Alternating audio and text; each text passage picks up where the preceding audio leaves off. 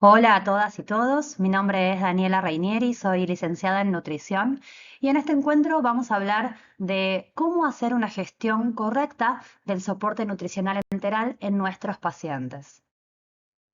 Para esto, vamos a ver primero cuáles son los aspectos fundamentales que debemos considerar para que el soporte nutricional sea seguro y sea eficaz. Uno de los aspectos centrales desde ya es la correcta elección de la fórmula a utilizar en cada uno de nuestros pacientes. Por lo tanto, vamos a revisar la oferta actualizada de nutroterápicos en el mercado local. Y relacionado con esto y con el hecho de que cada vez hay más pacientes recibiendo soporte enteral en sus domicilios, vamos a ver qué dicen las recomendaciones actuales acerca del uso de fórmulas artesanales basadas en alimentos procesados por vía enteral. Para comenzar, podemos decir que una gestión correcta del soporte nutricional implica hacerlo de forma segura y eficaz. La seguridad hace referencia a todas las medidas que debemos implementar para evitar la ocurrencia de complicaciones asociadas con la técnica de soporte.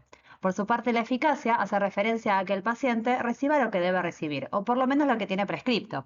En este caso, no vamos a estar hablando acerca del soporte aplicado al manejo de diferentes patologías, ni acerca del cálculo de requerimientos en cada caso, sino que vamos a hablar acerca de las medidas que debemos implementar o que podemos implementar para optimizar la administración de nutrientes por vía enteral y de esta manera evitar la subalimentación iatrogénica por falta de cumplimiento de la prescripción.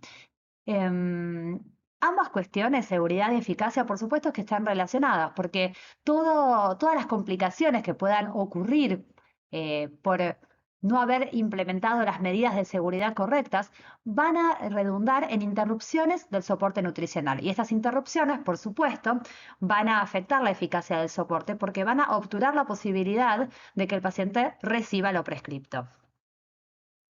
Y en este sentido, los que trabajamos en internación vemos cotidianamente la dificultad no solo para alcanzar las metas nutricionales en el tiempo previsto, sino también para sostener el aporte en meta a lo largo del tiempo y sin interrupciones. Hay un montón de trabajos que evalúan la deuda calórica y proteica en pacientes internados. La gran mayoría fueron realizados en pacientes críticos, pero en este caso traje el siguiente porque me pareció muy interesante para ilustrar el concepto y porque fue realizado a nivel latinoamericano. Es un estudio multinacional en donde Argentina fue uno de los países que participó y tiene un muy buen tamaño muestral. El estudio se denominó Screening Day, fue un estudio observacional, retrospectivo, transversal y multinacional que lo que hizo fue evaluar las prácticas de nutrición clínica en adultos críticamente enfermos de 8 países, uno de los cuales fue Argentina. Se recolectaron datos en lo que se definió el día cero, el día del screening, y se recolectaron datos hasta 5 días atrás para los pacientes que estaban internados en la UTI. Y lo que se buscó objetivar como resultado principal fue el balance calórico en el día anterior a la recolección de datos. ¿Y qué se encontró como consecuencia de esto? O como resultado, se encontró que de todos los pacientes que estaban internados en las UTIs aquel día, solamente el 59,7% recibió más del 90% del aporte nutricional prescripto para ese día, mientras que el 40,3% de los pacientes presentaron efectivamente un déficit de calorías. Y este déficit de calorías fue en promedio de 700 calorías menos de lo prescripto, con un desvío estándar de 450. Esto equivalía a estar recibiendo aproximadamente y en promedio 10 calorías por kilo menos. De manera tal que, como vemos, la subalimentación es muy frecuente en los pacientes.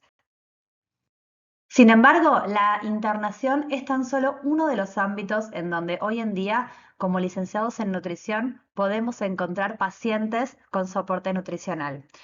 Desde ya e históricamente es el ámbito en donde hay una mayor prevalencia de soporte, ya sea en el ámbito de los cuidados críticos como en cuidados no críticos, pero también nos encontramos hoy con un gran volumen de pacientes con soporte que están institucionalizados en otros espacios de cuidados prolongados, ya sea centros de rehabilitación, centros de larga estadía o residencias geriátricas.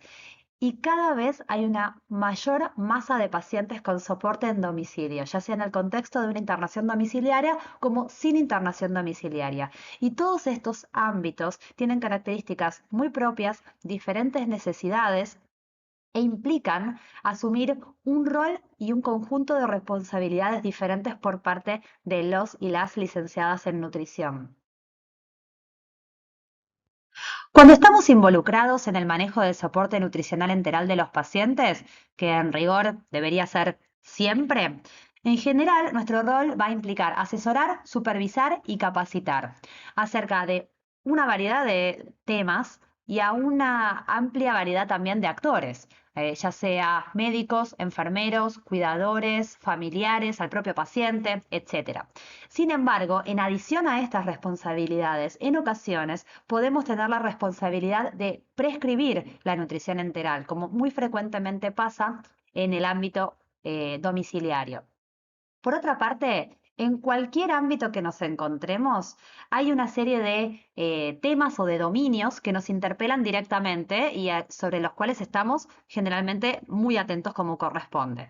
Esto se refiere a la prescripción, a la selección y manejo correcto de las fórmulas, a la hidratación, al método de administración y a la modalidad de administración, que son temas sobre los cuales estamos acostumbrados a asesorar y capacitar. Sin embargo, hay otros temas que no son de nuestra competencia exclusiva ni preferente, pero que también tenemos que dominar ciertos conceptos básicos, que también tenemos que ser capaz de asesorar al respecto y de supervisar al respecto, sobre todo porque en ocasiones vamos a ser los principales referentes de los cuidadores o de los pacientes y no podemos desatender estas cuestiones, que están vinculadas con los cuidados de la vía de acceso, la higiene oral, nasal o de los estomas, la administración de medicación, la prevención y el manejo de complicaciones y el correcto mantenimiento del equipamiento. No se trata que seamos expertos en todos los temas, pero sí tenemos que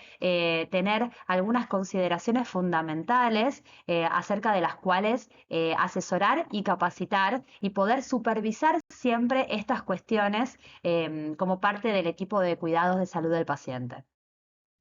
Para que el soporte sea seguro y eficaz, una prescripción correcta es fundamental. Y para que la prescripción sea correcta, debe incluir unos datos clave que son de mínima. Debe estar claramente identificado el acceso enteral que se va a usar, ya sea una sonda nasogástrica, nasoyeyunal, una gastrostomía, una yeyunostomía, en fin, lo que fuere. Debe estar claramente indicada la cantidad de calorías y el volumen de fórmula a administrar diariamente. Debe indicarse también el tipo de fórmula que se va a utilizar. Esto preferentemente con su descripción genérica y adicionalmente con el nombre comercial. Esto en internación es fundamental, por un lado, para que los enfermeros o cuidadores, cuando se trate de centros de larga estancia o de residencias geriátricas, puedan verificar que la fórmula que llegó para cada paciente sea aquella que está prescripta.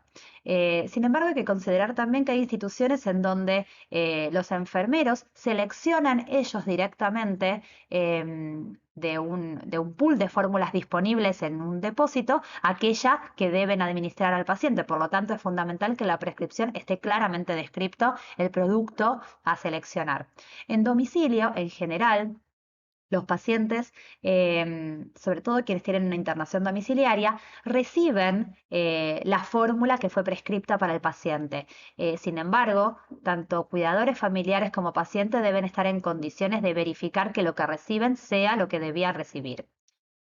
Por otra parte, la prescripción debe incluir también instrucciones, si corresponde, acerca de la cantidad de agua a administrar para hidratación y o para limpieza del sistema. Debe haber instrucciones acerca del método de administración de la fórmula. Debe quedar claramente establecido si la infusión va a ser utilizando una bomba de infusión continua, un goteo gravitatorio o una jeringa. Y también la modalidad de administración, si va a ser continua en 24 horas, si va a ser cíclica y en este caso debe estar claramente indicado la banda horaria, el periodo de tiempo a lo largo del cual el paciente se debe estar alimentando. Por ejemplo, si la alimentación va a ser cíclica diurna, puede establecerse un periodo horario de alimentación desde las 8 de la mañana hasta las 8 de la noche, pero debe estar esto claramente indicado, cuándo iniciar y cuándo terminar. Y si la alimentación va a ser en bolos, debe estar indicado el volumen de cada bolo, y el horario a administrar cada bolo, así como la velocidad de administración del bolo por el método que sea. Puede ser administrado por bomba, entonces habrá que indicar la velocidad a la cual hay que poner la bomba para que pase cada bolo. Puede ser por goteo gravitatorio, también habrá que indicar la velocidad de goteo o si va a ser libre. Y también, si va a ser administrado con jeringa, instrucciones acerca de cómo administrar, si es que el personal no ha sido previamente capacitado en esto. La prescripción también debe incluir el modo de administración del agua. Si va a ser para hidratación, de cuánto tiene que ser el volumen de cada toma y los horarios y la velocidad de administración, y si va a haber intervalos para limpieza del sistema. Bueno, cada cuántas horas hay que infundir qué cantidad de agua para limpiar el sistema.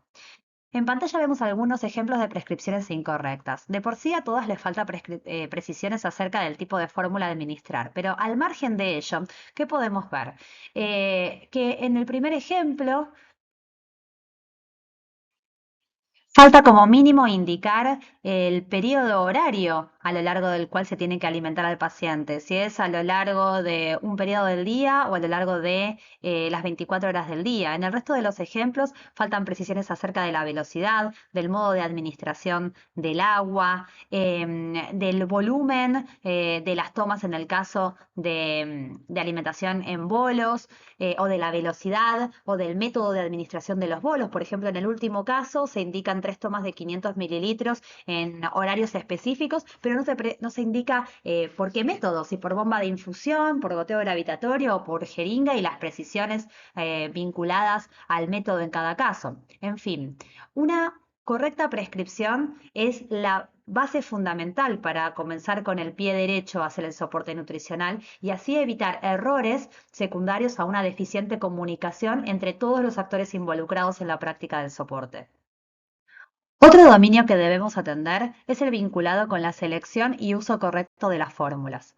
Para esto debemos estar actualizados respecto de la oferta de nutroterápicos en el mercado local y si trabajamos en instituciones debemos conocer cuál es la disponibilidad de fórmulas de nuestra institución.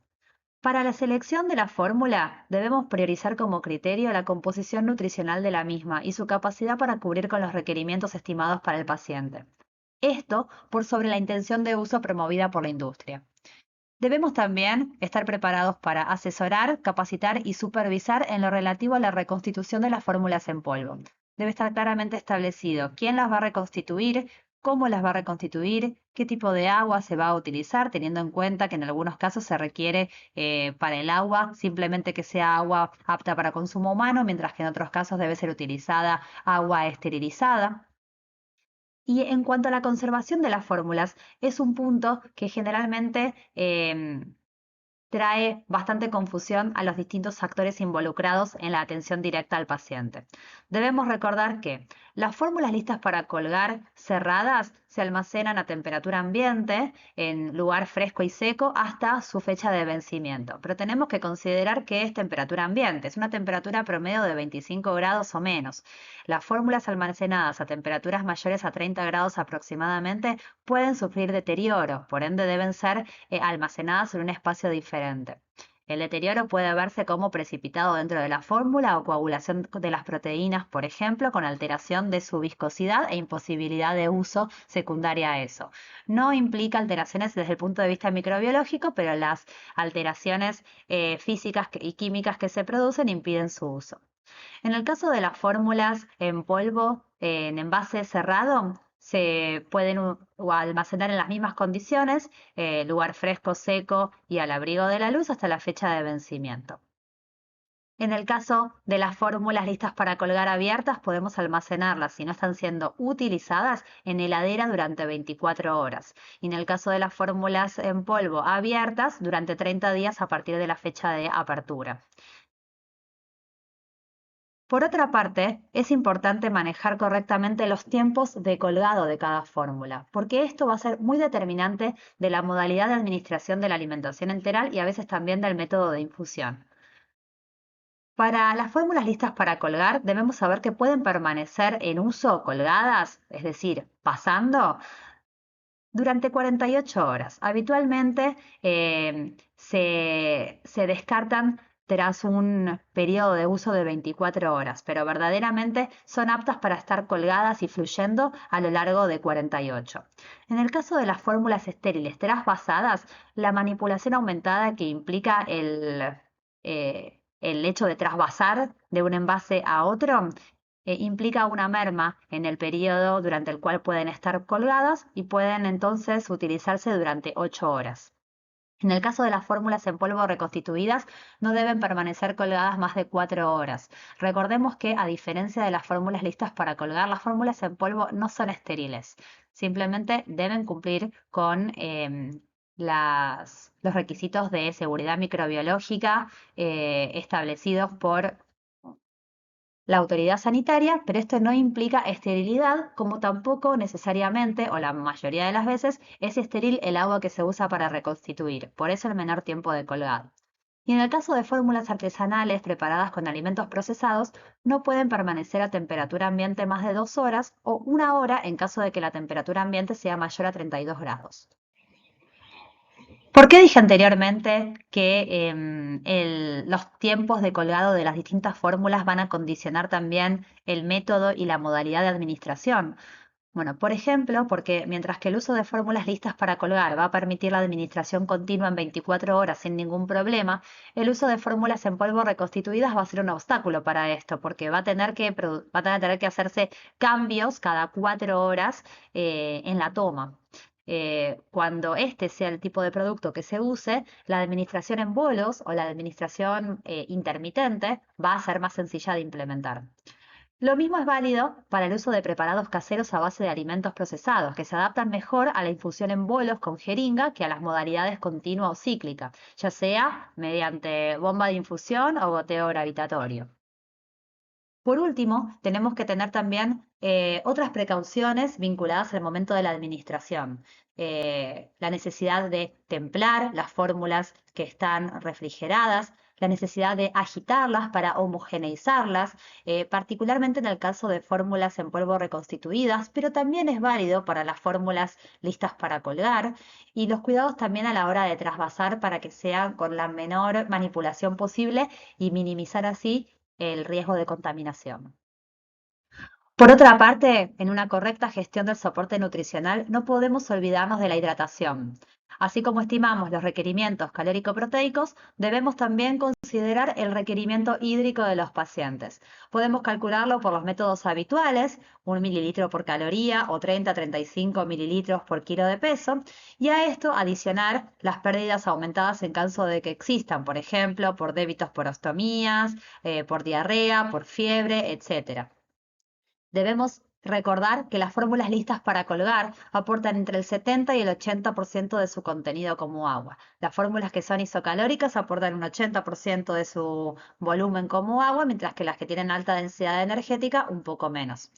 Hay que considerar en la prescripción el aporte hídrico del agua de limpieza y de medicación, y también si existen o no otras vías de aporte. Por ejemplo, en la internación hay pacientes que pueden tener por algún motivo un plan de hidratación parenteral. Entonces, en ese caso, hasta que eso no se retire, no sería necesario estrictamente agregar agua por vía enteral.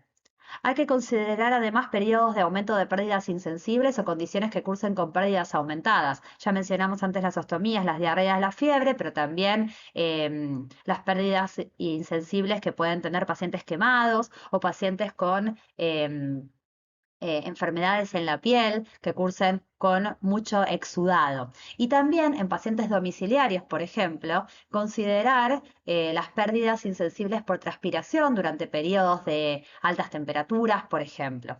Y siempre, siempre hay que indicar cómo administrar este agua. Si tenemos que vehiculizar 1 litro de agua por día, porque tenemos a un paciente que está utilizando una fórmula de alta densidad energética que aporta 1500 calorías diarias en tan solo 1000 mililitros de volumen y estimamos que de esos 1000 mililitros de volumen, 700 solamente son de agua, entonces queremos agregar 1 litro más para completar la hidratación.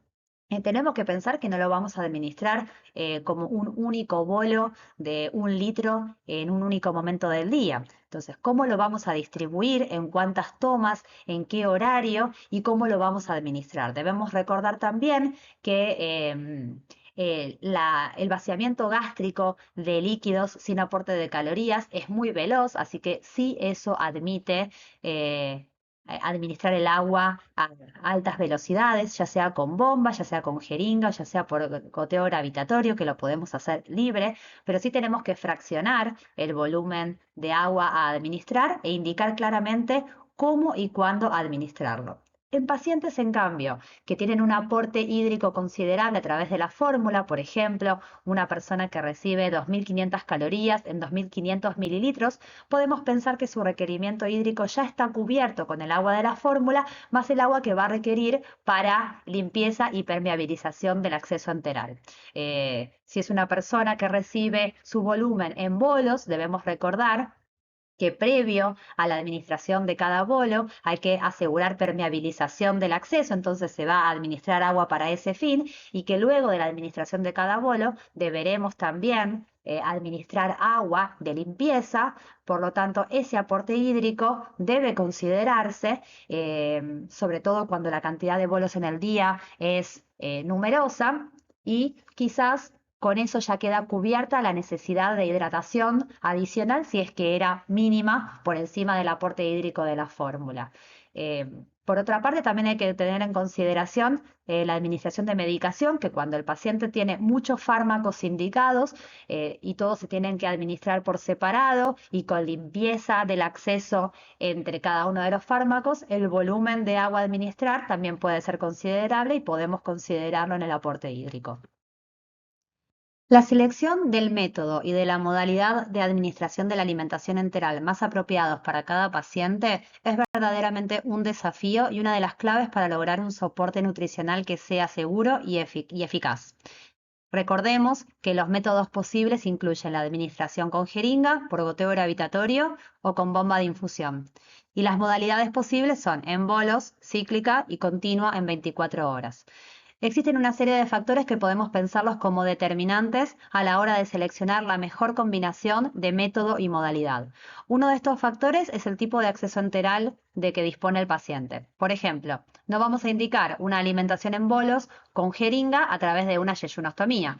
Sabemos que el intestino delgado es un órgano que no tolera grandes volúmenes infundidos en cortos periodos de tiempo. Por lo tanto, en el caso de un paciente que dispone de un acceso a yeyuno, preferiremos velocidades de infusión lentas, controladas y volúmenes cortos en el tiempo. Mientras que si tenemos un acceso a estómago, podremos utilizar grandes volúmenes de fórmula infundidos a altas velocidades, siempre que el paciente lo tolere bien. Otro aspecto entonces, que es central también para la selección, es evaluar la condición clínica del paciente y la tolerancia esperada a la alimentación enteral. En pacientes en mala condición o con procesos activos con fuerte impacto sobre la capacidad digesto-absortiva o bien sobre la capacidad metabólica, la infusión continua y por ende, de preferencia con bomba, va a ser la elección. Mientras que si estamos en domicilio con un paciente que está perfectamente estable, con buena tolerancia, con un acceso gástrico, vamos a poder utilizar, por ejemplo, una alimentación en bolos, más similar a lo que el paciente haría si pudiese comer por boca, y podemos incluso prescindir de equipamiento sofisticado como una bomba. Podemos utilizar la infusión, la administración mediante jeringa. El equipamiento, de hecho, es también un condicionante de las posibilidades de administrar la alimentación enteral. Si no tenemos una bomba de infusión continua y hay que implementar un goteo gravitatorio, quizás sea preferible la infusión cíclica diurna o nocturna o una alimentación en bolos, si es factible, para evitar goteos extremadamente lentos con el consecuente riesgo de oclusión de sondas. Las características de la fórmula también son importantes, porque si tenemos que infundir una fórmula de alta viscosidad, por ejemplo, una fórmula para personas con diabetes o trastornos en el metabolismo de la glucosa, que tiene una alta cantidad de fibra soluble que la hace muy viscosa y no tenemos una bomba de infusión, tendremos que pensar en un método de infusión que aumente la velocidad para evitar, como dijimos, goteos lentos y el consecuente riesgo de oclusión. El abordaje del paciente en domicilio, por su parte, plantea fundamentalmente la necesidad de adaptar el manejo del soporte a las posibilidades de los cuidadores, de los familiares y también a las necesidades y deseos del paciente. Existen pacientes que tienen una rutina diaria de actividades a quienes no podemos someterlos a un régimen de alimentación continuo y mantenerlos atados a una bomba de infusión o a una sonda de macrogoteo a lo largo de todo el día. Si lo toleran, seguramente la modalidad de administración más apropiada va a ser en bolos con el método que sea, pero para liberarle la mayor cantidad de horas en el día. También hay que pensar en la carga de trabajo de los cuidadores. No todos los pacientes tienen enfermeros o cuidadores a cargo, a veces son los mismos familiares los que deben ocuparse del paciente y una alimentación nocturna o que incluye el periodo nocturno puede ser un trastorno para el familiar que está preocupado porque salga todo bien, que no haya ninguna complicación durante las horas de sueño. Entonces, liberar la noche y administrar la alimentación durante el día puede ser también o implicar también una menor carga de trabajo para el cuidador. Sobre todo en domicilio también, para el paciente, puede ser más cómodo evitar la infusión nocturna de alimentos para favorecer entonces el sueño. Hay que pensar que mientras una persona se alimenta con nutrición enteral, debe estar en posición erguida o mínimamente con la cabecera de la cama elevada no menos de 30 grados con las posibilidades de moverse en la cama, quizás un poco acotadas, mismo por el temor que puede tener el paciente o el familiar a que haya un desplazamiento de la sonda, por un enganche. Entonces, liberar la noche y permitir un sueño libre de alimentación enteral puede redundar también en mayor comodidad tanto para cuidador como para paciente. En internación de agudos, el método de administración suele estar predeterminado por los recursos con los que cuenta la institución y por la modalidad de administración que prioriza, por un lado, a favorecer la tolerancia del paciente y por otro, minimizar la carga de trabajo del personal de enfermería. Definitivamente una alimentación continua en 24 horas es menos demandante para enfermería que una administración intermitente en bolos. Eh,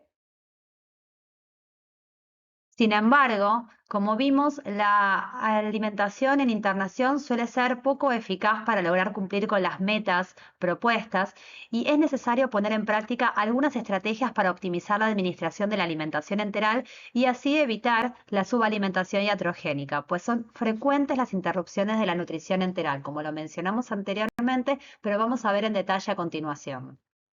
Antes mencionamos las posibles interrupciones del soporte nutricional secundario a la ocurrencia de complicaciones vinculadas a la técnica de soporte. Sin embargo, estos son simplemente uno de los motivos por los cuales puede verse interrumpido el soporte. En internación particularmente es donde se da la mayor cantidad de interrupciones. Hay muchos trabajos realizados al respecto, prácticamente todos en paciente crítico, pero quienes trabajamos en sala general vemos que pasa ahí lo mismo.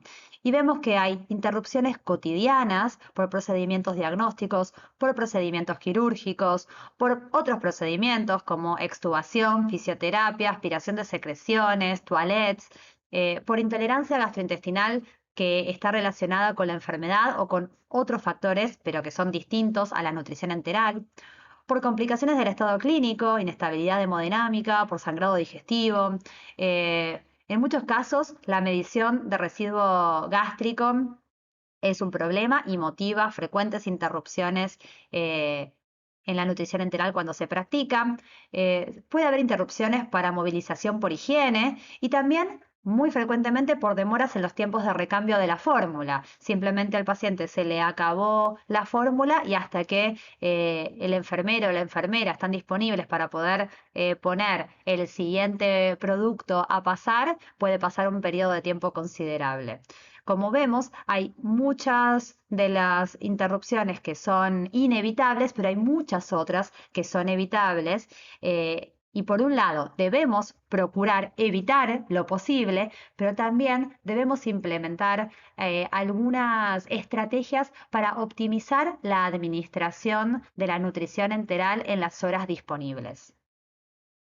Dentro de estas estrategias para tratar de vehiculizar todo lo que queremos administrar al paciente, podemos pensar en lo siguiente. Por un lado, si la infusión continua en 24 horas es lo más frecuente, una estrategia puede ser calcular la velocidad a administrar la alimentación en función de una cantidad de horas menor que las 24 horas. Por ejemplo, calcular la administración en 20 horas, para dar cuenta entonces del tiempo que puede perderse secundario a las diferentes interrupciones posibles que puede haber a lo largo del día. La implementación también de una alimentación cíclica diurna podría ser beneficiosa, por un lado porque no sobrecargaría a enfermería, si el paciente lo tolera sería perfectamente admisible y es muy factible que el paciente tolere una alimentación cíclica diurna. Y por otro lado, porque podemos controlar mejor que se infunda o no se infunda toda la cantidad de alimento que está prescripta, y si vemos que el tiempo estipulado no alcanzó por las interrupciones que hubo, podemos prolongar un poco más la hora de finalización de la alimentación enteral. Y por último, otra posibilidad es la implementación de una administración basada en volumen en lugar de basada en velocidad. La administración de alimentación enteral basada en volumen es una estrategia que propone partir de una dada velocidad de administración diariamente en los pacientes, pero modificar esa velocidad en función de las necesidades. Por ejemplo, si tenemos un paciente con una indicación de 2.000 calorías en 2.000 mililitros, 85 mililitros hora en 24 horas, pero se produce una interrupción en la nutrición enteral durante 4 horas por un procedimiento diagnóstico, la propuesta es medir la cantidad de alimento restante a administrar ese día y el tiempo disponible para hacerlo y recalcular la velocidad de administración en función de esas dos variables, para entonces poder compensar por el tiempo perdido. El objetivo es, como dijimos, buscar optimizar la administración y lograr vehiculizar todo lo que estaba planeado ser administrado.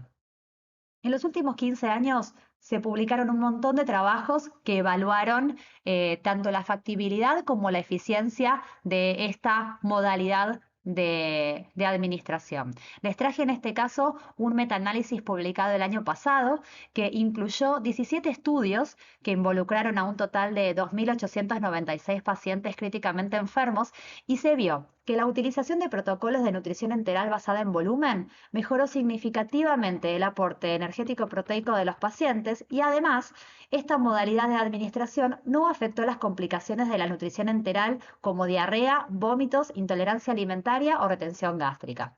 De manera tal que parecería ser algo a considerar para implementar, particularmente, como decíamos, en internación, que es en donde se producen la mayor cantidad de interrupciones a la nutrición enteral, pero bueno, no podemos dejar de lado el hecho de que esto implica una importante capacitación del personal a cargo de los cuidados directos del paciente, particularmente de enfermería. Pero bueno, es algo para considerar en nuestros lugares de trabajo. Hasta ahora estuvimos viendo una serie de cuestiones con las cuales estamos muy familiarizados y respecto de las cuales siempre asesoramos, supervisamos y capacitamos. Sin embargo, también mencionamos al inicio de esta clase que hay otras cuestiones que no son de nuestra competencia exclusiva ni preferencial, pero respecto de las cuales también debemos tener conocimientos y así asesorar, capacitar y supervisar. Y esto tiene mucha relevancia no solamente en ámbitos institucionales, sino por sobre todas las cosas en el domicilio de los pacientes, cuando ese es el ámbito en el que nos toca desempeñarnos. Debemos hacer mucho énfasis en el correcto mantenimiento del equipamiento y de los insumos. Si la sonda se obstruye, es un problema. Si las guías se obstruyen, se agotan más rápidamente. Si las guías quedan con restos de alimentos, pueden propiciar una toxoinfección alimentaria. Si las sondas quedan con restos de alimentos, pueden impedir la correcta administración de fármacos al tiempo que se promueve la proliferación microbiana. Entonces, el cuidado del paciente, de los accesos y del equipamiento es fundamental y siempre lo debemos valorar.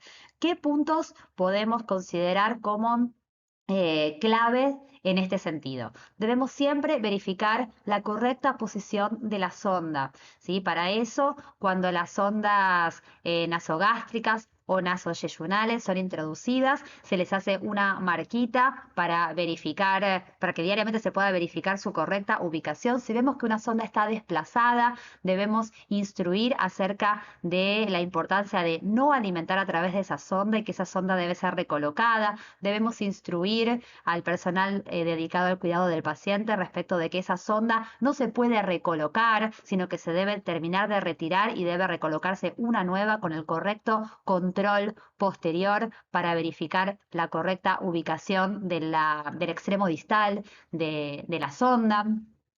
Por otra parte, también tenemos que ver que la sujeción sea correcta. Si estamos con una paciente con una sonda que ingresa por la nariz, esta debe estar correctamente sujetada a ese nivel y en otro segundo punto en la cara, que puede ser la frente, que puede ser la mejilla, por ejemplo, pero debe estar bien sujeta para evitar justamente desplazamientos accidentales. Y esta sonda debe ser rotada diaria o frecuentemente. Debe ser apoyada en diferentes sitios de la narina para evitar escoriaciones de la piel con el consecuente dolor que esto puede generar y por supuesto también con la posibilidad de la infección que se puede generar por la lesión mucosa.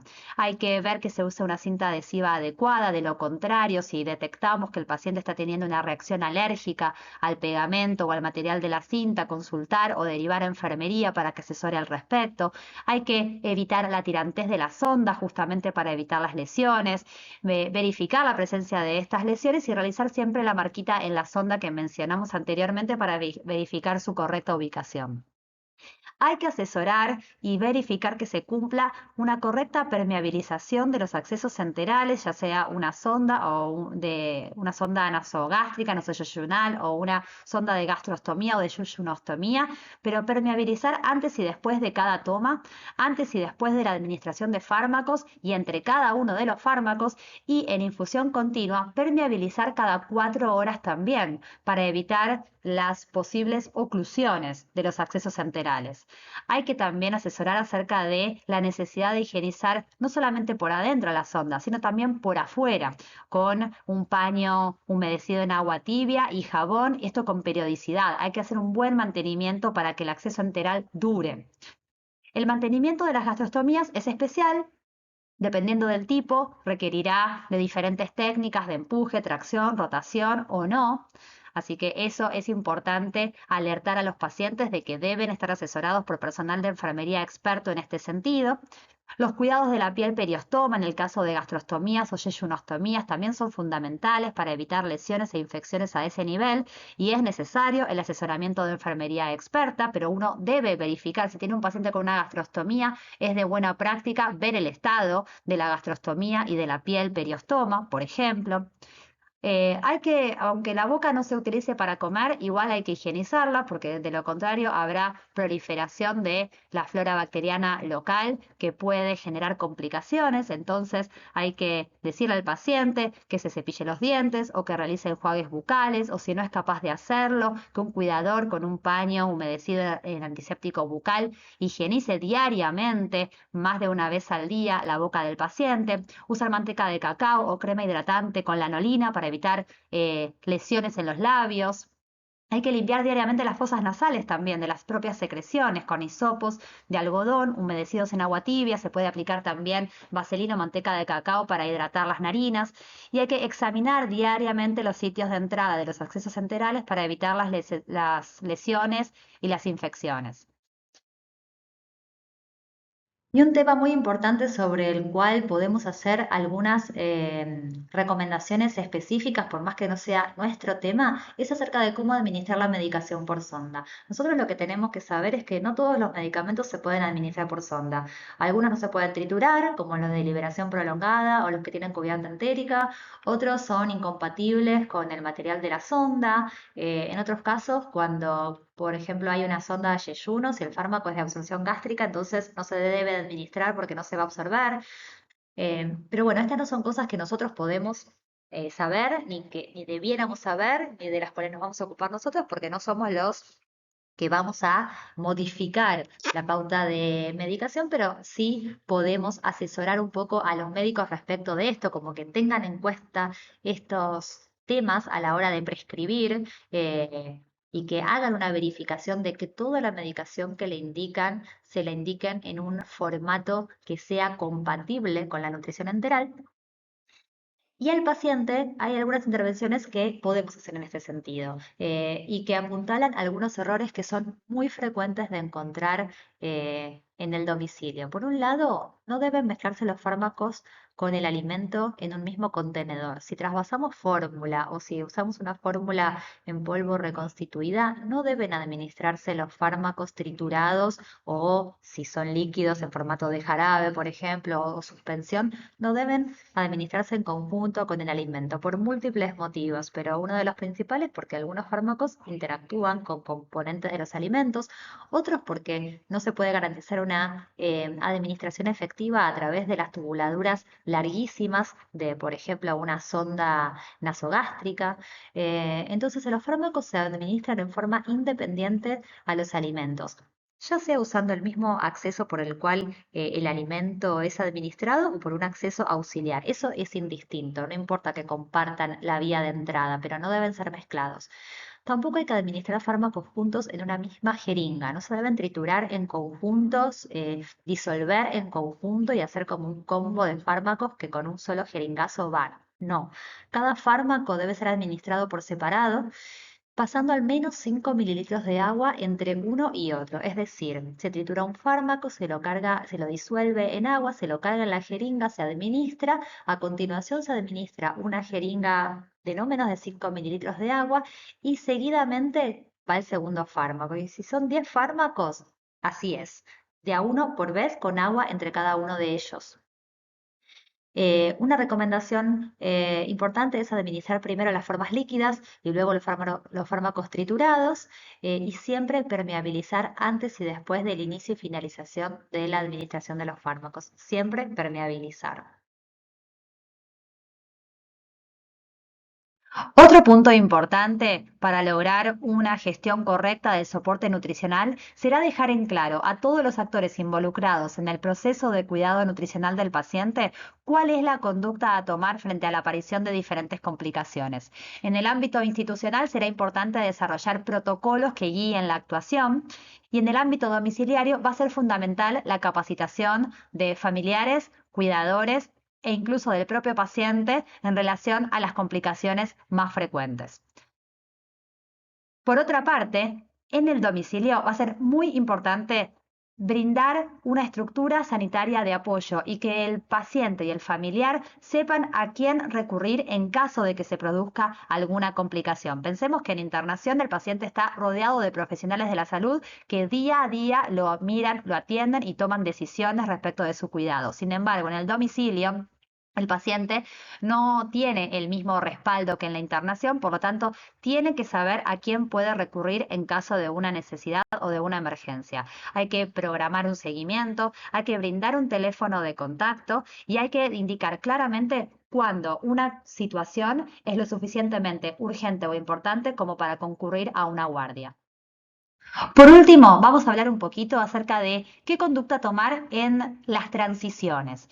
Y vamos a hablar de la transición del paciente desde el hospital al domicilio y la transición de la alimentación por vía enteral a la vía oral.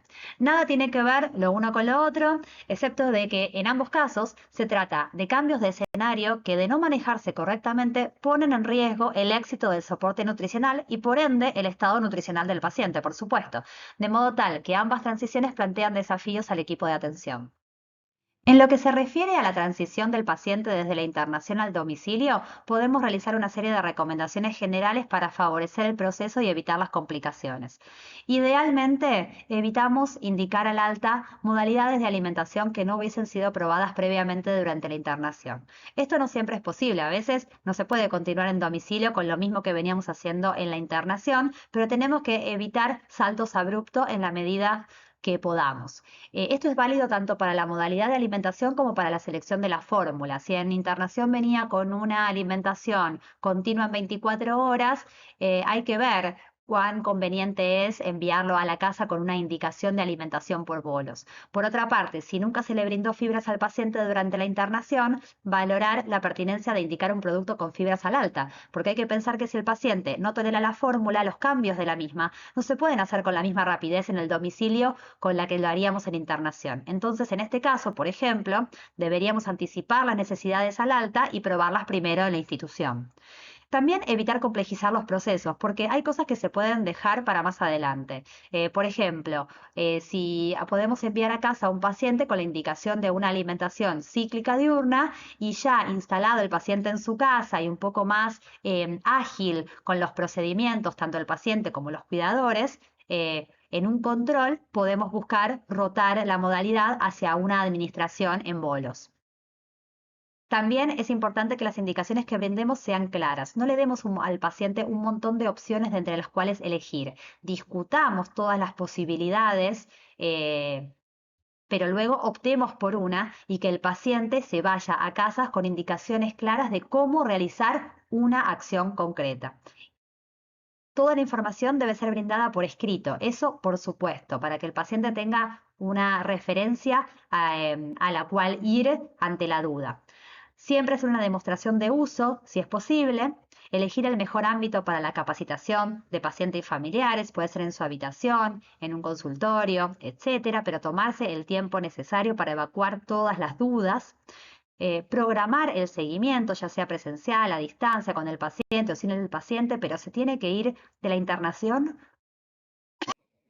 con un turno programado para control e indicar una vía de comunicación directa con los profesionales a cargo del control del soporte nutricional por cualquier complicación o cualquier duda que pueda existir.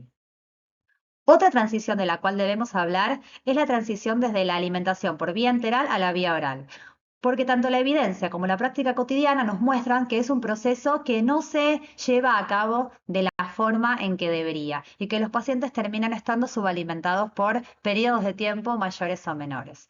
Los algoritmos de manejo nos indican que cuando un paciente con soporte enteral está en condiciones de reasumir la alimentación por vía oral, este cambio debe realizarse paulatinamente y siempre valorando que la vía oral sea suficiente para cubrir las necesidades. Entonces sabemos que cuando el paciente comienza a alimentarse por boca debemos monitorear el ingreso energético proteico por esta vía y que recién cuando se alcanza un 50% del aporte por vía oral, podemos disminuir el aporte por vía enteral en un 50% también, siempre que la alimentación por boca esté estable. No, no vale bajar el aporte enteral al primer día que uno vio que el paciente comió la mitad de la ración brindada.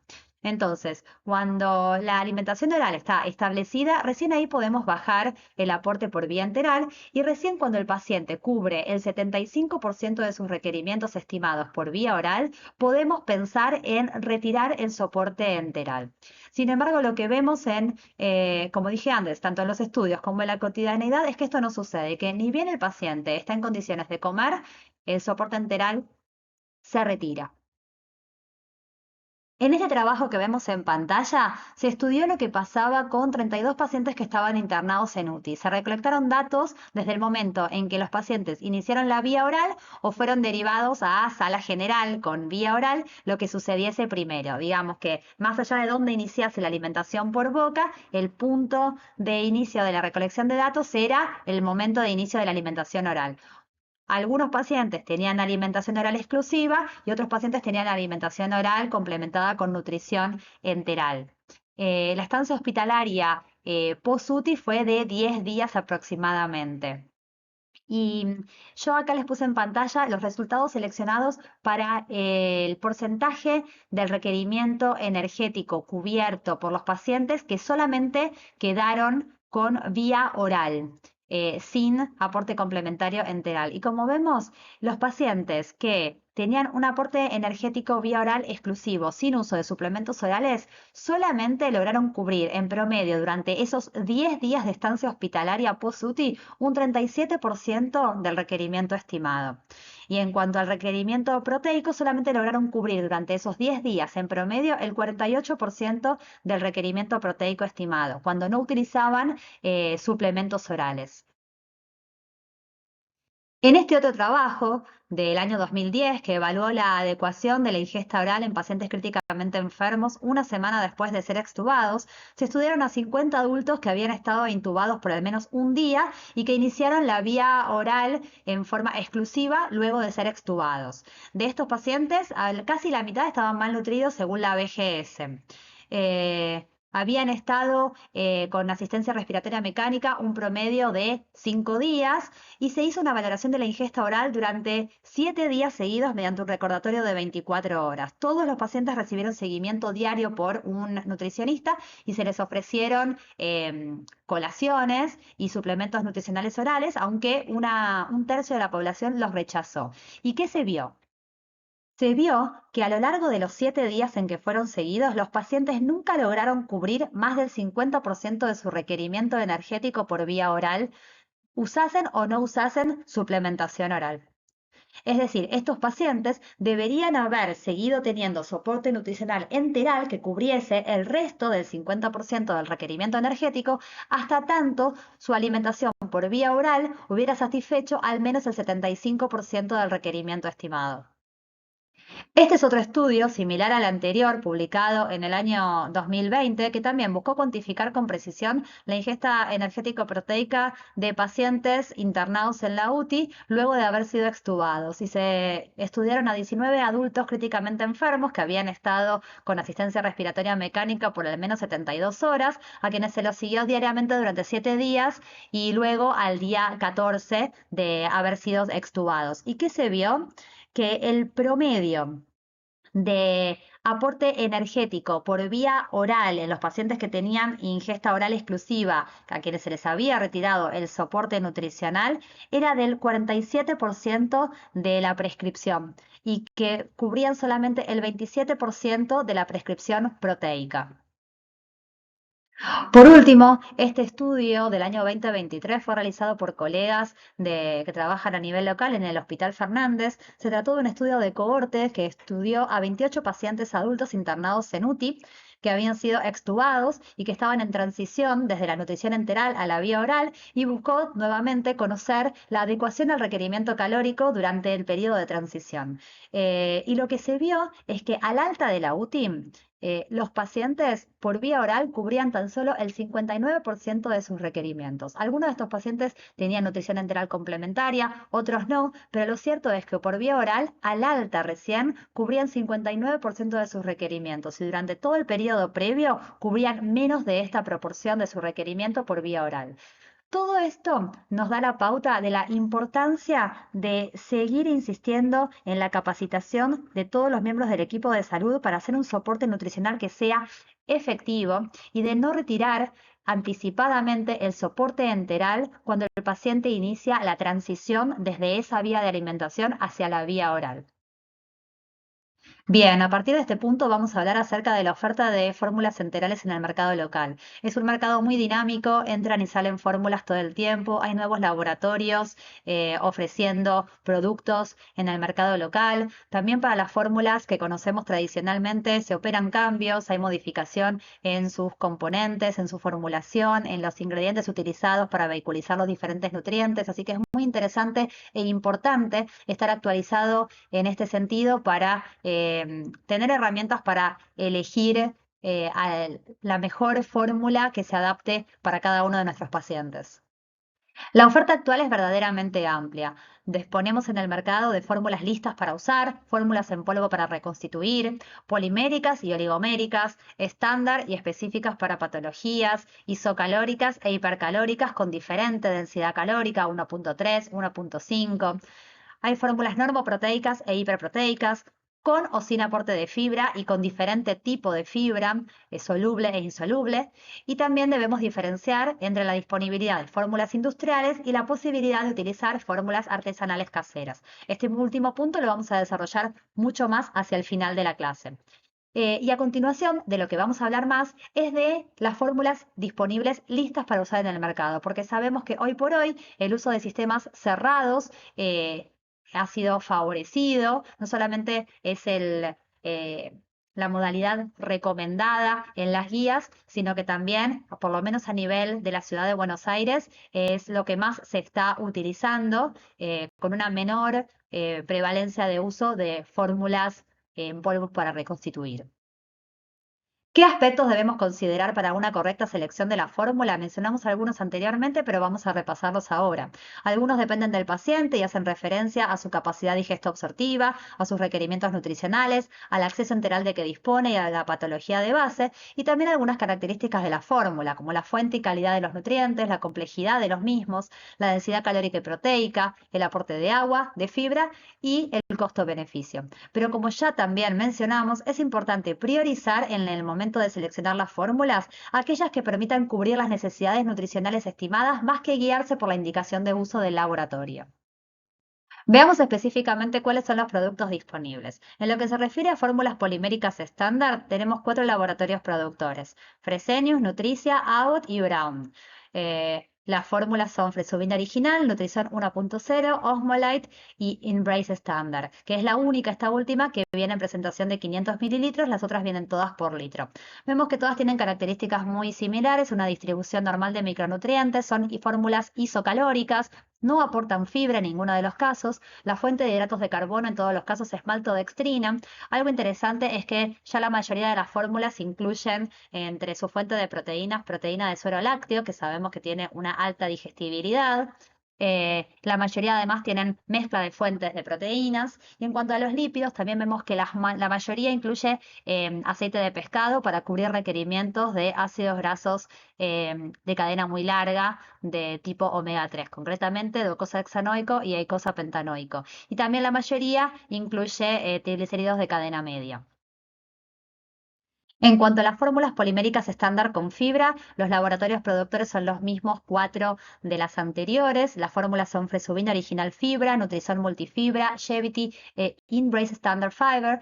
La composición nutricional es exactamente igual a aquellas sin fibra, con el agregado de esta última. Aportan unos 15 gramos por litro y aquello en lo que se diferencian es un poco en la fuente de las fibras. Quizás la diferencia más importante se produce con la fórmula Chevity, que tiene fibra a predominio de insoluble, mientras que las demás fórmulas tienen mezcla equilibrada de fibras para regularizar el tránsito intestinal. Contamos en el mercado también con fórmulas poliméricas de alta densidad energética. En este caso tenemos 3 productos disponibles: Resubin Energy, Nutrición Energy y Chevity Plus.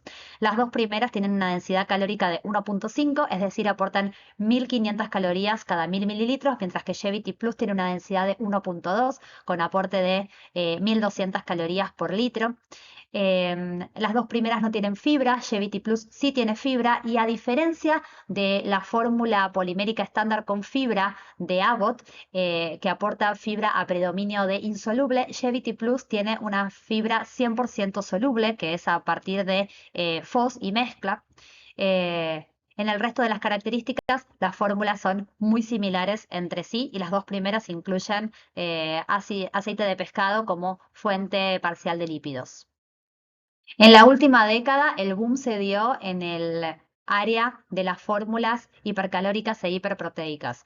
Disponemos actualmente en el mercado de las siguientes: Protizón, de Nutricia, Fresubin HP Energy de Fresenius, Ensure Clinical de Abbott y dos fórmulas de laboratorio Brown, que son Embrace HP Energy y Embrace HP Energy Fiber, que son iguales entre sí, pero que difieren en el aporte de fibra. La primera no aporta fibra y la segunda sí, 20 gramos por litro. Todas estas fórmulas vienen en formato de 500 mililitros, aportan 75 gramos la mayoría de proteínas por litro, o sea que vemos la diferencia respecto de las isocalóricas normoproteicas que aportan aproximadamente 40 gramos de proteína por litro en promedio. Esta tiene un aporte significativamente mayor. Son todas, como dijimos, también hipercalóricas, con una densidad que oscila entre 1,3 calorías por litro y 1,5 la mayoría de ellas. Algunas tienen fibra, otras no tienen fibra, eso va a ser un condicionante a la hora de elegirlas. Y en relación a la fuente de nutrientes, son muy similares a lo que mencionamos anteriormente. Y luego disponemos de las llamadas fórmulas específicas por patología. Tenemos fórmulas desarrolladas para el manejo de la diabetes o de pacientes con intolerancia a la glucosa o con metabolismo alterado de los glúcidos, ya sea transitorio o permanente. En este caso existen 5 fórmulas disponibles: Diven, Glucerna, Glucerna 1.5, Diazón y Embrace. Estas las vamos a ver a continuación. Hay fórmulas diseñadas o posicionadas por la industria para su uso en paciente crítico, cuya característica fundamentalmente es la de tener un muy bajo CN, es decir, un muy bajo aporte de calorías no proteicas por gramo de nitrógeno. Son todas fórmulas con una densidad calórica moderada de 1,2 a 1,3 y son todas hiperproteicas, es decir, aportan entre el 32 y el 33% del BCT a partir de proteínas. Tienen mezcla de lípidos, TCM y TCL, y un bajo aporte de fibra a predominio de soluble. Entre estas fibras tenemos Fresubin Intensive, Nutrison Protein Intense, Peptamen Intense, que es de otro laboratorio que hasta ahora no mencionamos, que incursionó en este área de fórmulas específicas y que es laboratorio Nestlé, Reconvan, Alterna e Embrace Glutamine Plus. Entre las fórmulas específicas para su uso en paciente quirúrgico o también denominadas fórmulas inmunomoduladoras, tenemos Impact 1.5, que es de laboratorios Nestlé, igual que el Peptamen Intense, Alterna, Reconvan, Embrace y Cubison. Estas son fórmulas que buscan modificar la respuesta inflamatoria sistémica y la respuesta inmune en situaciones de injuria, y cuya característica principal es ser hiperproteicas y están enriquecidas con omega 3, arginina, glutamina, nucleótidos y antioxidantes varios. Cubison particularmente se está propuesta por la industria como una fórmula para procesos de cicatrización y lesiones, y específicamente lesiones por presión. Y luego tenemos una única fórmula que está promocionada para su uso en pacientes oncológicos, que se caracteriza por estar enriquecida con ácido graso eicosapentaenoico y con antioxidantes. Es hipercalórica, es hiperproteica. La produce el laboratorio Fresenius Kabi y es el Suportam. Y su objetivo es promover la ganancia ponderal y el aumento específico de masa magra en esta población de pacientes. Dentro de las fórmulas específicas, vamos a hacer un apartado especial para las fórmulas diseñadas para personas con alteraciones en el metabolismo de la glucosa, que son de muy frecuente uso. Disponemos, como dijimos, en el mercado de 5 fórmulas. Algunas de ellas vienen en formato de litro, las de Fresenius y Brown vienen en formato de medio litro.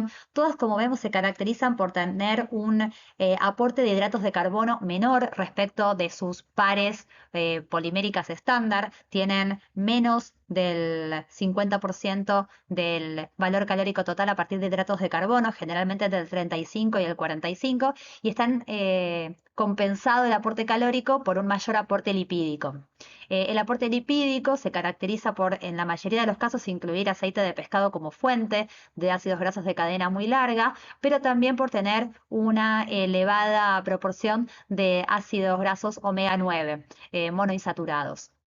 Son todas isocalóricas excepto Glucerna 1.5, que tiene una densidad calórica de 1.5. Todas aportan fibra a predominio de soluble y el resto de las características son similares a la de las poliméricas estándar.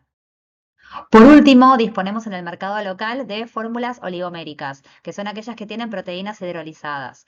La fuente de proteínas en general es caseinato de calcio o proteína de suero lácteo. Las tenemos normocalóricas como Survimed y Peptisorb, o hipercalóricas e hiperproteicas como el Survimed HN o Alterna Péptido.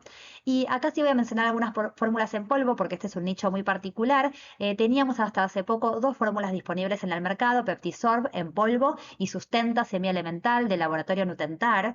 Pero Peptisorb ahora se descontinuó su producción, así que va a terminar saliendo del mercado. Son todas fórmulas que son libres de fibra. Algunas de ellas son normolipídicas, mientras que otras son hipograsas, como la Peptisorb polvo, por ejemplo, era muy hipograsa. La mayor parte del aporte de lípidos es a partir de triglicéridos de cadena media y tienen una osmolaridad que oscila entre 300 y 487, así que la osmolaridad en este caso hay que tenerla muy en cuenta porque algunas son muy osmolares.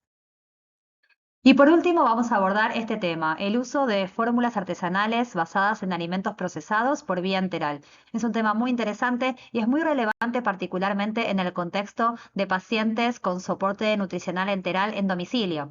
Hay muchos pacientes que pueden preferir esta forma de alimentación y también, más allá de las preferencias, hay muchos pacientes en condiciones de vulnerabilidad social, sin cobertura de salud, que lamentablemente no pueden, aunque quieran, adquirir fórmulas industriales por su elevado costo, tanto las fórmulas listas para colgar como fórmulas en polvo para reconstituir, y que la alternativa entonces es utilizar fórmulas diseñadas artesanalmente y de preparación casera. Entonces, vamos a ver cuáles son las recomendaciones actuales en este sentido y los aspectos más relevantes que debemos apuntalar. Y en este sentido, ¿qué es lo que dicen las guías de las sociedades científicas expertas en soporte nutricional respecto de esta alternativa de alimentación? Y bueno, acá hay bastante posiciones encontradas, ¿no?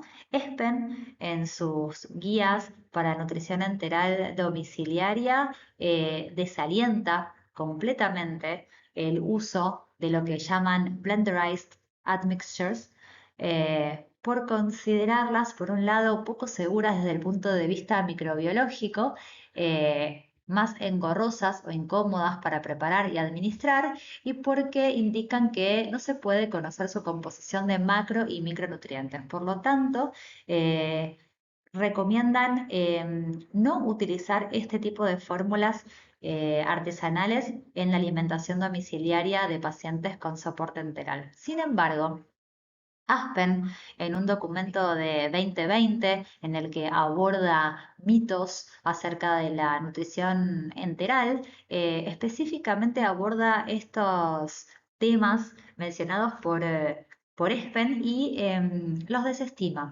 indicando que las fórmulas de caseras para alimentación enteral pueden ser perfectamente utilizadas, que no necesariamente implican mayores riesgos para los pacientes, tanto desde el punto de vista microbiológico como desde el punto de vista del riesgo de obstrucción de las tubuladuras, y que no es imposible conocer la composición nutricional de estas fórmulas, sino que lo que se requiere es el asesoramiento de un nutricionista para calcular los requerimientos y desarrollar la receta apropiada. Es decir, que con buenas prácticas de manipulación y con asesoramiento profesional, es una opción aceptable para quienes lo requieran en su domicilio. Y acerca de estos preparados enterales a base de alimentos, que se los denomina en inglés blenderized tube feeding, es interesante saber que en el mundo, no es nuestra realidad local, pero en el mundo existen dos tipos de preparados. Los caseros, que son los que conocemos nosotros, que en muchas ocasiones, bien o mal, utilizamos para la alimentación enteral domiciliaria de nuestros pacientes, pero también existen en el mundo fórmulas no artesanales, fórmulas a base de alimentos comerciales, eh, que pueden o no estar adicionadas con vitaminas y minerales, pero que se caracterizan por estar hecha a base de alimentos reales, pero en una formulación de tipo comercial. Algo interesante y que debemos también considerar es que la alimentación del paciente puede ser mixta, es decir, no tiene que ser 100% a base de fórmulas comerciales sintéticas tradicionales como la utilizamos o 100% a base de preparados caseros. Quizás si el paciente tiene algún margen para adquirir una fórmula, por ejemplo, en polvo para reconstituir, pudiésemos hacer una alimentación mixta en donde parte del aporte nutricional sea a través de esa fórmula y otra parte sea a través de preparados artesanales caseros. Se pueden dar así entonces una amplia variedad de combinaciones entre la fórmula enteral comercial tradicional y los preparados artesanales a base de alimentos. Interesantísimo es este documento de consenso publicado por Aspen en octubre del año pasado, que justamente aborda recomendaciones prácticas para el uso de fórmulas procesadas, ya sea de origen industrial como casero. Vamos a ver a continuación las recomendaciones más relevantes en este sentido y les dejo también el documento completo en la bibliografía complementaria de la clase para que puedan revisarlo en profundidad porque realmente merece la pena. ¿Cuáles serían los potenciales beneficios y riesgos de la alimentación enteral artesanal? Entre los beneficios se enumeran que es una opción desde ya para quienes no tienen cobertura de salud financiadora y que quizás sea el principal motivo por el cual nosotros indicaríamos esto desde un primer momento, ¿no? Desde ya, si un paciente tiene la posibilidad de recibir una fórmula comercial, quizás al alta domiciliaria, lo mejor, por lo menos desde mi punto de vista, es que si puede, utilice una fórmula comercial para uso enteral al alta. Hay que, como dijimos antes, evitar complejizar los procesos y mandar a la casa a un paciente que puede recibir quizás un listo para colgar, mandarlo en su lugar con una receta para que procese alimentos y los pase con jeringa por una gastrostomía es complicar un montón, por lo menos desde mi punto de vista. Sin embargo, si ese paciente luego lo desea, por múltiples motivos que podemos analizar algunos ahora, por supuesto que podemos y, ¿por qué no, debemos transicionar hacia esta otra alternativa? Pero quizás a la alta, si el paciente puede, porque tiene el acceso, lo mejor para evitar complejizar hasta tanto se adapten, sea continuar con el uso de una fórmula comercial eh, tradicional a base de nutrientes sintéticos. Lo mismo en el caso de pacientes cuyos familiares o cuidadores no tengan la capacidad de preparar estas fórmulas artesanales. También tenemos que ver todo lo que implica esta preparación y así como hay muchos familiares muy motivados para hacer esto, hay otras personas que no están en condiciones de llevar adelante una alimentación artesanal con todos los cuidados que implica. Pero bueno, quizás, como decíamos, el principal de los motivos por el cual nosotros podemos llegar a indicar esto al alta de una sea que no tenemos otra alternativa con ese paciente. Otros de los motivos y también de los beneficios del uso de este tipo de fórmulas es la demanda del paciente o de los familiares de recibir alimentos reales versus ingredientes sintéticos de las fórmulas comerciales tradicionales, que estas fórmulas están asociadas con una mejor tolerancia gastrointestinal, están asociadas con mayor satisfacción para muchos pacientes o cuidadores y agrega variedad nutricional a las fórmulas comerciales tradicionales. Entre los riesgos o las contras es que requieren mucha planificación, pueden ser engorrosas de preparar, requieren perdón, tienen mayor riesgo de contaminación por la mayor manipulación cuando la manipulación no se hace siguiendo las buenas prácticas. eh, Tienen la posibilidad de estar colgadas por un menor tiempo. Dijimos ya previamente que estas fórmulas pueden estar colgadas por un máximo de 2 horas a temperatura ambiente y de 1 hora como máximo cuando la temperatura ambiente es mayor a 32 grados, con lo cual esto también es una limitante para ciertas modalidades de infusión. Y como decimos, es más difícil de adaptar a distintas modalidades de administración y necesita mayor involucramiento profesional para asegurar que sean nutricionalmente correctas. Algunas consideraciones fundamentales. Lo que dijimos en relación a los tiempos de colgado, esto es muy importante. Eh, Las guías, perdón, esta declaración de consenso de la ASPEN, que no es una guía de práctica clínica, es esto, una declaración de consenso en base a la poca evidencia disponible que hay y muy en base a la experiencia de los expertos del consenso, indican que es muy importante el tiempo de procesado de las dietas para minimizar el tamaño de las partículas y evitar posibles obstrucciones. Por eso indican utilizar procesadoras bien potentes en la medida de lo posible y procesar por un tiempo no menor a 3 a 6 minutos, pero cuando las procesadoras que se utilicen, que pueden ser unas en el domicilio, unas procesadoras de mano tipo mini pimer o una licuadora, no sean tan potentes como lo deseable, lo ideal es simplemente aumentar el tiempo de licuado o procesamiento para lograr la textura o consistencia lo más homogénea posible.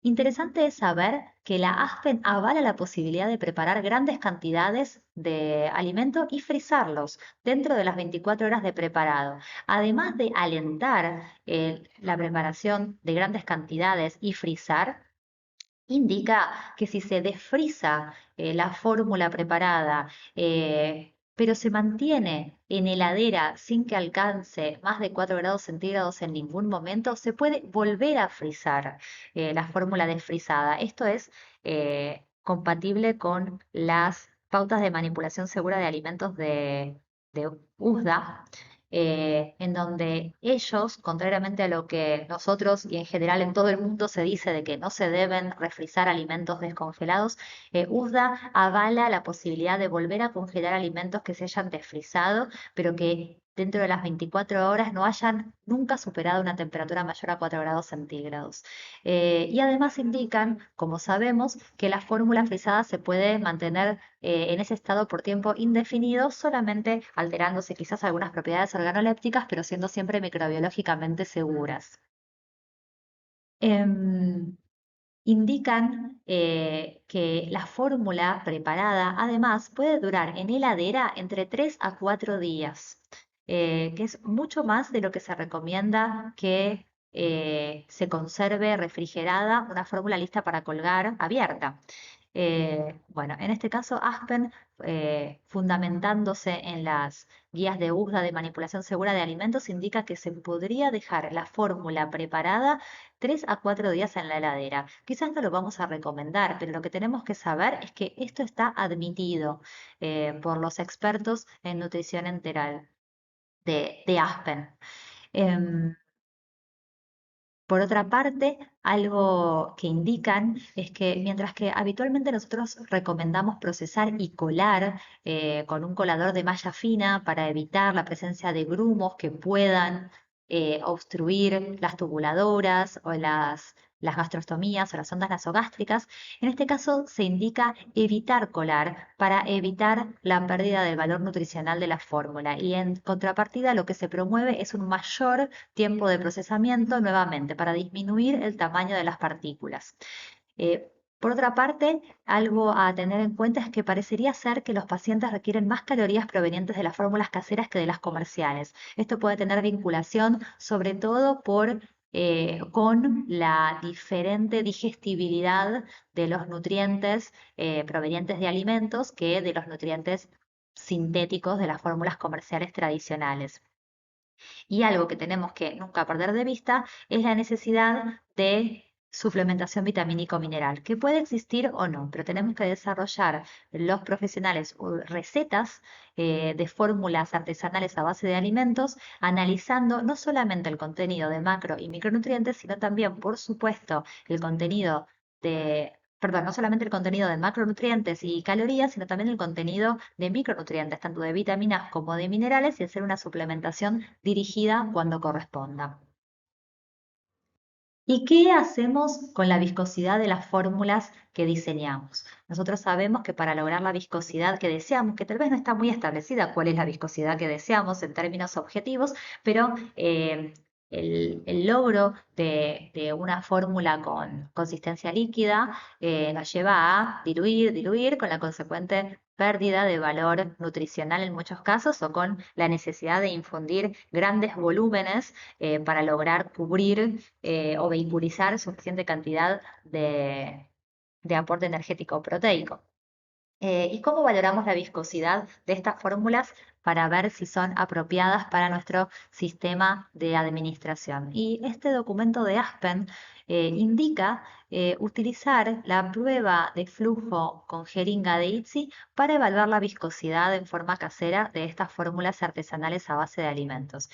Y si bien no indica cuál sería la viscosidad óptima, porque esto es dependiente de la forma de administración, desde ya no va a ser lo mismo la viscosidad necesaria para administrar por jeringa que para administrar por gravedad, que para administrar por bomba de infusión, nos da alguna idea al respecto.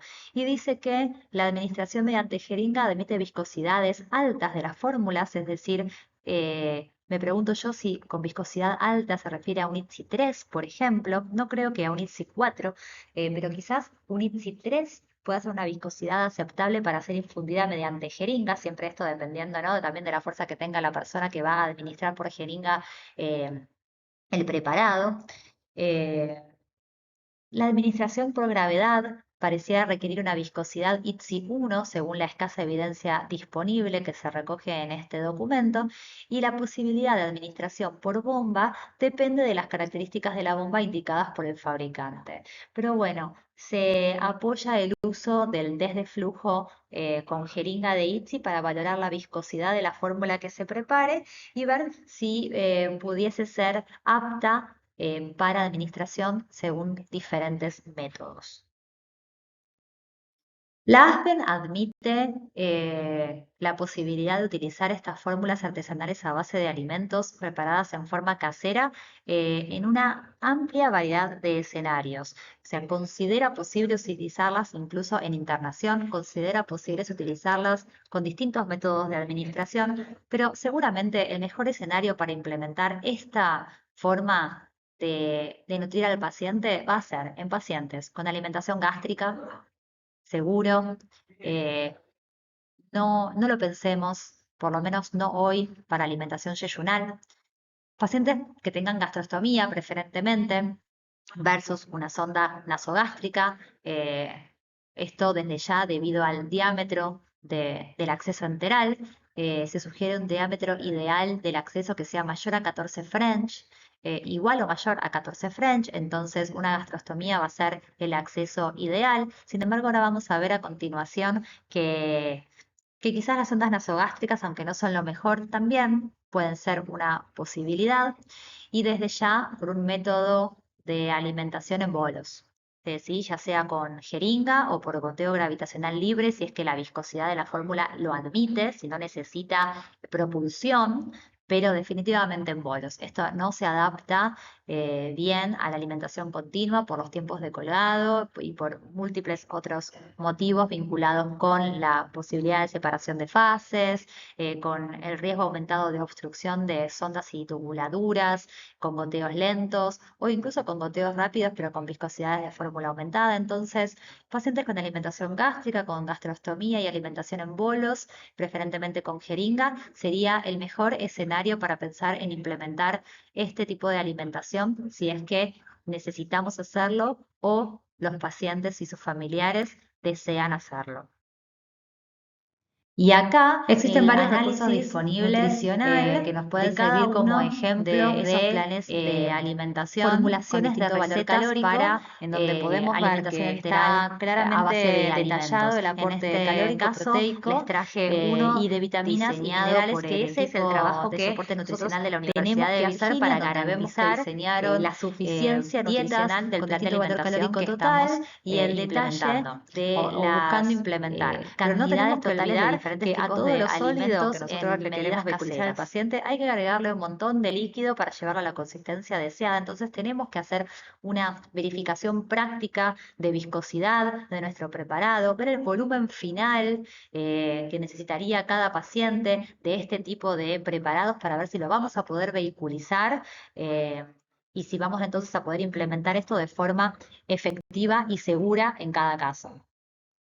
Interesantísimos son una serie de videos que hay disponibles en la página de Aspen, en el apartado de recursos sobre nutrición enteral, en donde hay varios videos que abordan este tema de las fórmulas artesanales a base de alimentos para uso enteral. Así que los aliento a que se metan en el link que les dejo acá abajo, que los lleva directo hacia esta sección de la página y que miren los videos que están en inglés, pero se entienden perfectamente y que son muy claros y muy completos en cuanto a las recomendaciones. Y la verdad es que es sorprendente cómo la nutrición enteral con fórmulas artesanales está volviendo, ¿no? Que quizás fue la primera modalidad que se implementase hace mucho tiempo, antes del advenimiento y popularización de las fórmulas comerciales, y que ahora está volviendo, sobre todo,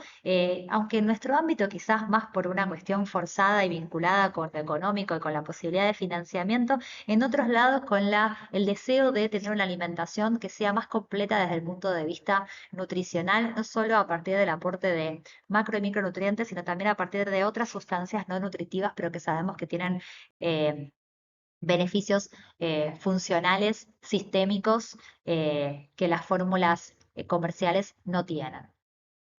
Eso es todo, les agradezco su atención y dejo a continuación las referencias bibliográficas para que puedan profundizar en los temas que sean de su interés. Un saludo.